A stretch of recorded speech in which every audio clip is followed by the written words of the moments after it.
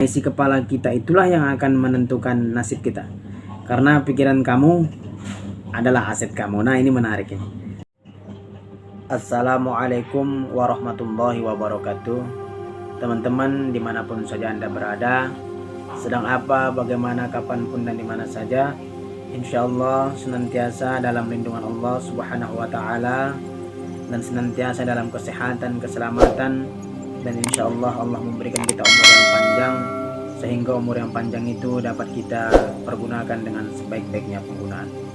Dan tidak lupa pula salawat beriringkan salam senantiasa mari kita hadiahkan kepada Nabi besar kita Rasulullah Muhammad sallallahu alaihi wasallam.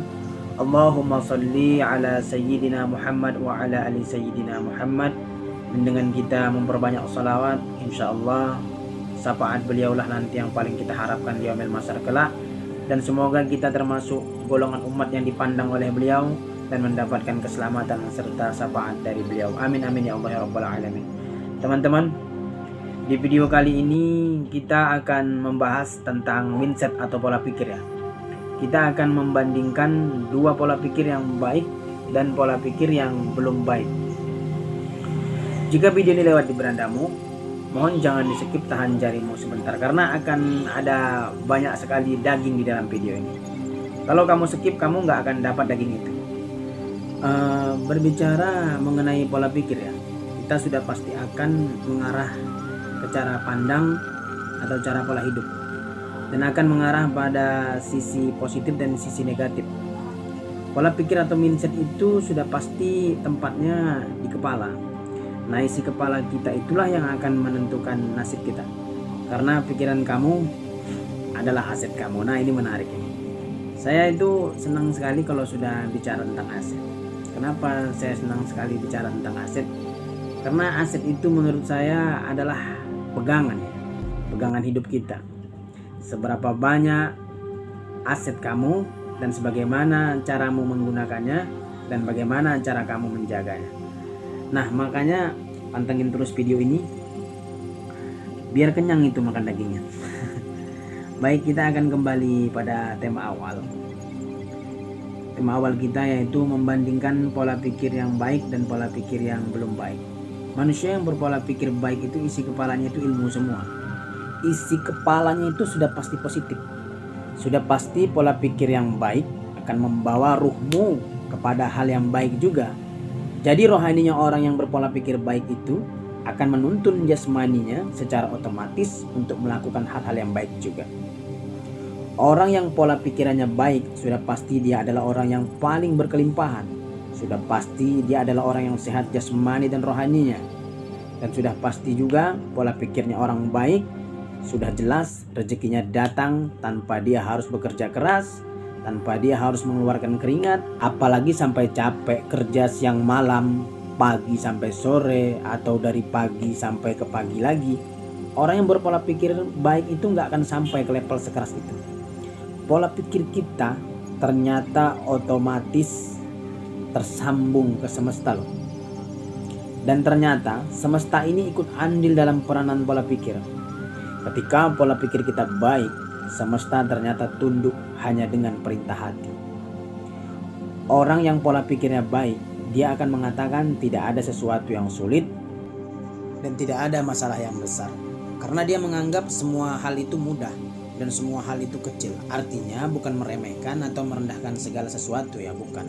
Tapi kesannya dia itu lebih kepada kalau belum mencoba jangan katakan ini tidak bisa. Kalau belum dicoba, jangan katakan ini sulit. Itulah cara berpikirnya orang yang berpikiran baik. Lalu kemudian orang-orang yang berpola pikir yang baik ini, tentu saja dia tidak mudah menerima doktrin-doktrin negatif dari berbagai macam arah.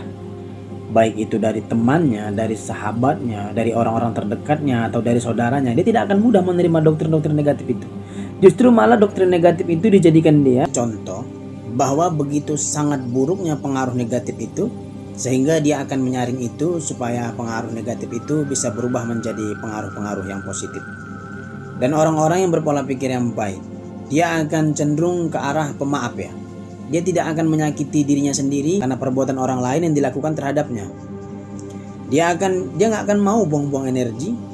Dia akan bilang orang yang berbuat buruk itu sebenarnya mereka sedang menyakiti diri mereka sendiri.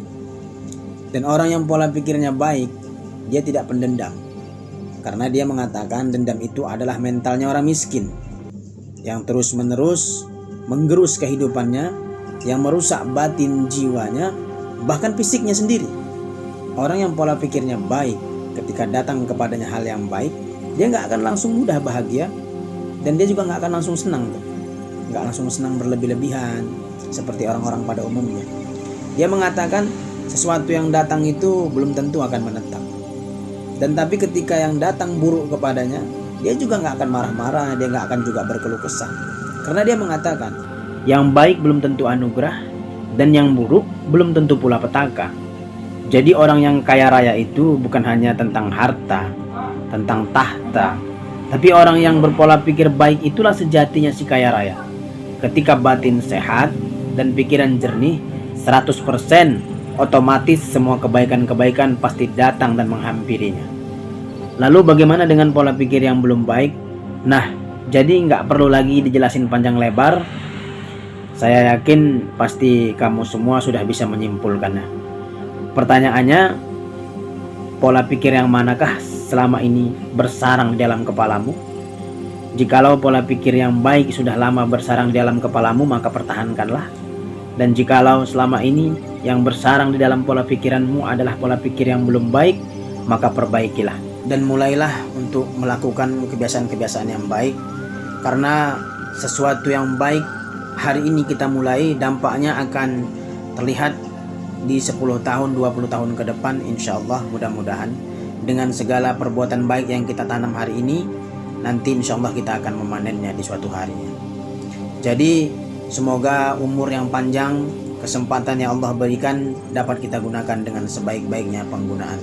Sekiranya video ini bermanfaat, like, komen, subscribe, dan nyalakan loncengnya agar kamu dapat notifikasi dari video-video saya berikutnya. Assalamualaikum warahmatullahi wabarakatuh.